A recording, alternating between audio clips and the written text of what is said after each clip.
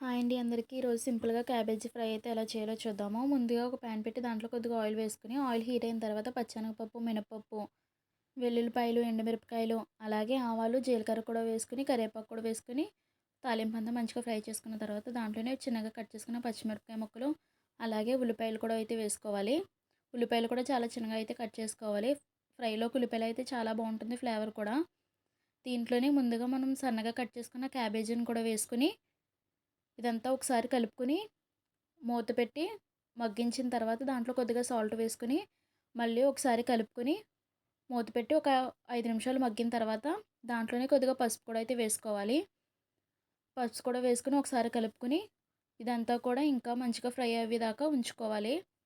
చూడండి ఇదంతా చాలా దగ్గరికి అయింది. ఇప్పుడే ఇందులో కారం కూడా అయితే వేసుకుని మూత పెట్టి ఒక 5 మినిట్స్ అలాగా కారం పచ్చివాసన పోయేంత వరకు ఫ్రై చేసుకుంటే అంతే అండి. ఎంతో easy and super tasty cabbage fry అయితే రెడీ అయిపోతుంది. Thanks for watching. ఇంకా మన ఛానల్ ఎవరైతే సబ్స్క్రైబ్ చేయలేదో ప్లీజ్ సబ్స్క్రైబ్ చేసుకుని ఛానల్కి సపోర్ట్ చేయండి. మన ఛానల్‌కు సబ్స్క్రైబ్ చేయండి ఫ్రెండ్స్.